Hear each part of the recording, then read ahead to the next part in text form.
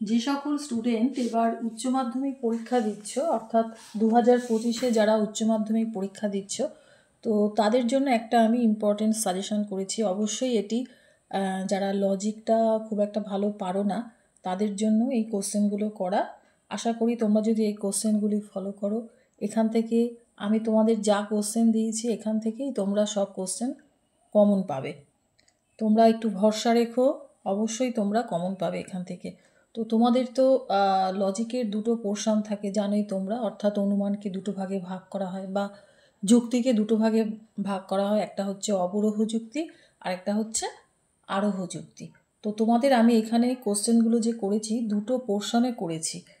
আর তোমাদের কোশ্চেন যেটা broad question হিসেবে যেগুলি আসে সেগুলো 8 মার্কসের আসবে, তোমরা আশা করি জানো। আর সেখানে পার্ট কোশ্চেনও থাকবে, পার্ট কোশ্চেনই বেশি থাকে, আর টিকা আসবে 4 মার্কসের। তো এবার দেখো তোমরা অবরোহ অনুমান থেকে আমি যে কোশ্চেনগুলি দিয়েছি 8 মার্কসের, নাম্বার 1-এ রয়েছে বচন কাকে বলে, উদাহরণসহ নিরপেক্ষ এবং সাপেক্ষ বচনের মধ্যে পার্থক্য দেখাও।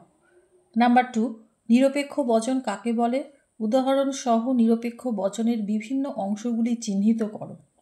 নাম্বার 3, নিরপেক্ষ বচনের পদের ব্যাপ্যতা কাকে বলে, 4 প্রকার নিরপেক্ষ বচনের কোন কোন পদ ব্যাপ্য বা অব্যাপ্য তা উদাহরণ সহ লেখো। পদের ব্যাপ্যতা সংক্রান্ত সাধারণ নিয়মগুলি কি কি, এই কোশ্চেনটা এবার আসবেই। নাম্বার 4, আবর্তন কাকে বলে, আবর্তনের নিয়মগুলি উদাহরণ সহ উল্লেখ করো। এ বচনের সরলাবর্তন সম্ভব নয় কেন, এই কোশ্চেনটাও দিতে পারে, কিংবা অপশন দিয়ে যে কোশ্চেনটা দিয়েছি সেটাও দিতে পারে, ও বচনের আবর্তন সম্ভব নয় কেন। নাম্বার 5, বিবর্তন কাকে বলে, বিবর্তনের নিয়মগুলি উদাহরণ সহ লেখো। বিবর্তনকে কেন অমাধ্যম অনুমান বলা হয়। নাম্বার 6, সরল ও অসরল আবর্তনের মধ্যে পার্থক্য কী, নিষেধমূলক আবর্তন কাকে বলে, এই প্রকার আবর্তন কি বৈধ। নাম্বার 7, বচনের বিরোধিতা কাকে বলে, বচনের বিরোধিতার শর্তগুলি কি কি, সাবেকি যুক্তিবিজ্ঞান অনুসারে বচনের বিরোধিতার বর্গক্ষেত্রটি অঙ্কন করো। নাম্বার 8, বিরোধিতা কয় প্রকার ও কি কি, বিরুদ্ধ বিরোধিতা কাকে বলে, বচনের বিরুদ্ধ বিরোধিতা এবং বিপরীত বিরোধিতার মধ্যে পার্থক্য করো। এবার আমি আসছি টিকাতে। দেখো টিকা তোমাদের যে কটা দিয়েছি এখান থেকেই তোমরা কমন পাবে। এক একটা টিকাতে তোমাদের নাম্বার 4 করে রয়েছে, তো তোমাদের দুটো টিকা করতে হবে। যেগুলি আমি দিয়েছি 1-এ রয়েছে অব্যাপ্য হেতু দোষ, ভালো করে করবে। নাম্বার 2 অবৈধ সাধ্য দোষ, নাম্বার 3 অবৈধ পক্ষ দোষ, নাম্বার 4 চারিপদ ঘটিত দোষ, নাম্বার 5 নিরপেক্ষ ন্যায়ের সংস্থান, নাম্বার 6 সংক্ষিপ্ত ন্যায়, নাম্বার 7 নিরপেক্ষ ন্যায়। তো যারা লজিক করবে না তারা এই কোশ্চেনগুলি অবশ্যই ভালো করে করবে, তোমরা এখান থেকে সব কোশ্চেনই কমন পাবে। আমি বারবার বলছি ভালো করে তোমরা এই কোশ্চেনগুলি পড়ো। আচ্ছা, এবার আমি আরোহ অনুমান থেকে কিছু কোশ্চেন দিচ্ছি।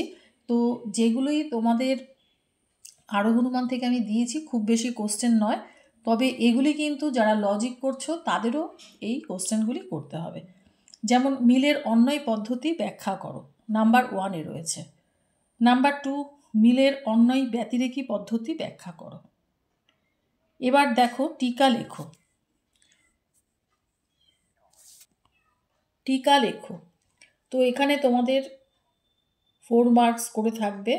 তো এটা কিন্তু তোমরা যারা লজিক করছো তারাও দেখবে, যদি অন্যয় ব্যতিরেকী পদ্ধতি আর অন্যয় পদ্ধতি তো পড়ছই, এছাড়া তোমরা যদি এই পোর্শন থেকে লজিক করো সেটা আলাদা কথা, কিন্তু টিকাগুলো পড়লেই আমার মনে হয় বেশি ভালো হবে। দেখো খুব বেশি টিকা আমি দেইনি। অবৈধ সামান্যীকরণ দোষ নাম্বার 1-এ রয়েছে। নাম্বার 2-এ রয়েছে অবান্তর ঘটনাকে কারণ হিসেবে গণ্য করা জনিত দোষ।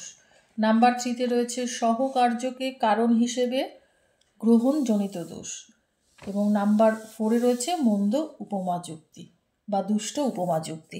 তো এই হলো তোমাদের ইম্পর্টেন্ট কোশ্চেন। আশা করি এই কোশ্চেনগুলি যদি তোমরা ফলো করো অবশ্যই উপকৃত হবে, আমি তোমাদের বারবার বলছি। আর তোমরা যদি নতুন স্টুডেন্ট হও, অবশ্যই নতুন স্টুডেন্ট, কারণ আমি তোমাদের 12-এর তেমন কিছুই দেই না বা সময় পাই না। তো তাহলে তোমরা একটু পারলে সাবস্ক্রাইব করো, আর যদি তোমাদের ভিডিওটি ভালো লাগে তাহলে অবশ্যই একটা লাইক করো, এবং বন্ধুদের মধ্যে এই ভিডিওটি তোমরা একটু শেয়ার করে দিও।